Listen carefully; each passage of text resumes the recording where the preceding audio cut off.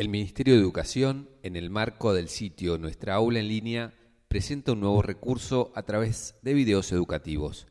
Esta propuesta es una aproximación pedagógica del docente a los estudiantes, que busca fortalecer el vínculo y la construcción de aprendizajes.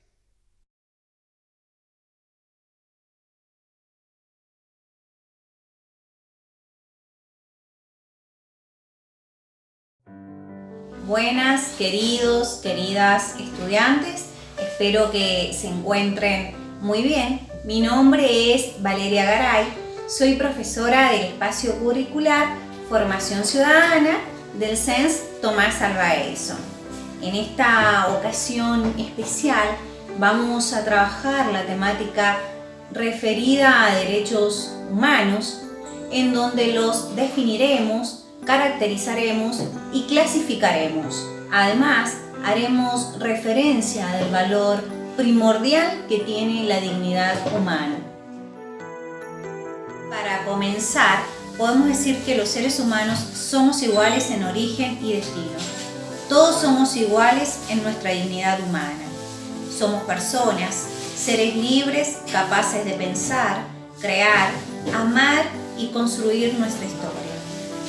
Para poder desarrollarnos como seres humanos, todos tenemos una serie de derechos. No importa nuestro color de piel, nuestras posesiones materiales, sexo, religión o ideas políticas. ¿A qué nos referimos con derechos? Son atribuciones o facultades que todo ciudadano tiene, cuyos medios o herramientas para efectivizarlo son las garantías. Nadie puede quitarnos esos derechos por ningún motivo ni bajo ninguna circunstancia.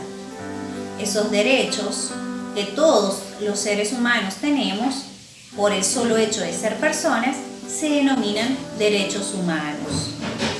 Ahora bien, la vida en relación con otros es la que nos enfrenta al desafío de demostrar nuestra condición de personas portadoras de dignidad. De allí que ejercer nuestra dignidad no solo es defender nuestros derechos, sino además utilizarlos como instrumentos de fundación de la convivencia social. La Primera y la Segunda Guerra Mundial significaron el ataque a la dignidad humana, genocidio y armas nucleares, con muertes, heridos y mutilados. Esto fue el punto de partida como referencia para la condena moral y política internacional de cualquier acto aberrante contra la condición humana. Concluida la Segunda Guerra Mundial en 1945, con la caída de algunos regímenes totalitarios, se introdujeron declaraciones y convenciones internacionales de derechos humanos, y las constituciones de los distintos países se fueron ajustando a esta realidad.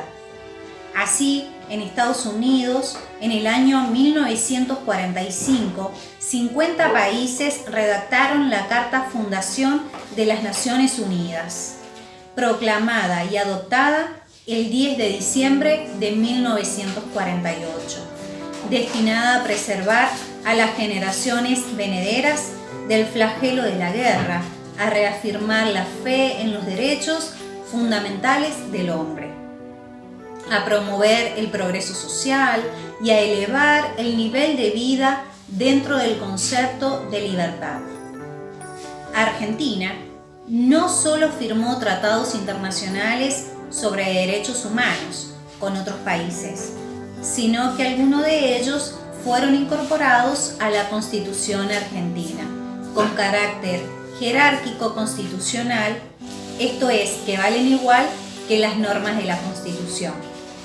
Los derechos humanos tienen características distintivas y específicas, es decir, que ningún ser humano puede ser excluido o discriminado porque cada individuo tiene la misma dignidad. Por ello, los derechos humanos son universales. Por la propia condición de ser humano, los derechos humanos son naturales. ningún ser humano puede renunciar o negociar estos derechos. Por ello, los derechos humanos son inalienables. Los derechos humanos no pueden ser destruidos, por ello son inviolables.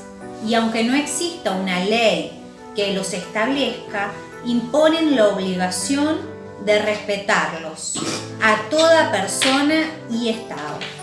Por ello, los derechos humanos son obligatorios. Suprimir alguno de los derechos pone en peligro a los demás. También encontramos distintas clases de derechos.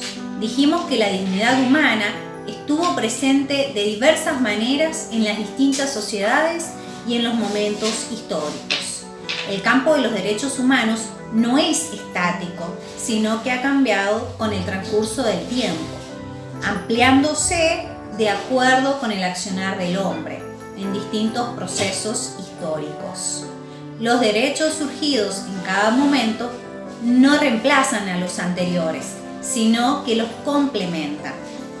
Es así que podemos encontrar los derechos de primera generación, desde el siglo XVIII hasta principios del siglo XIX.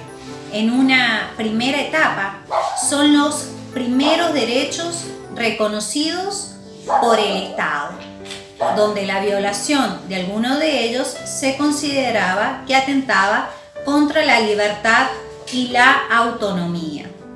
El derecho a la vida es el más importante y fundamenta la prohibición de las torturas y las humillaciones.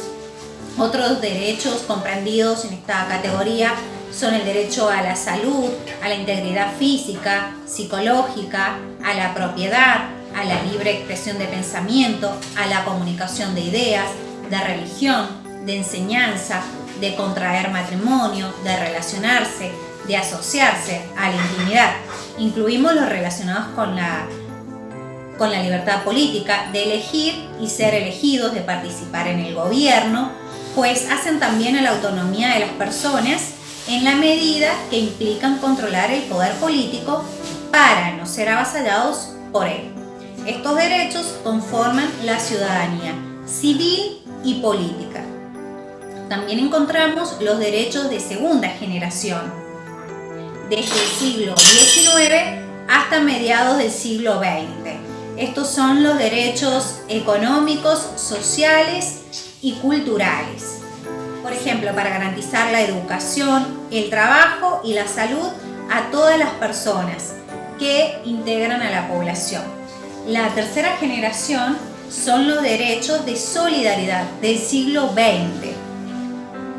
En las últimas décadas se considera que los derechos también pueden recaer sobre la humanidad, un pueblo, una comunidad, una raza, y solo se pueden garantizar mediante la participación de todos los miembros de la sociedad: el Estado, los individuos, las distintas organizaciones gubernamentales o no gubernamentales, derecho a la paz, al desarrollo, al cuidado del medio ambiente, al respeto del patrimonio de la humanidad.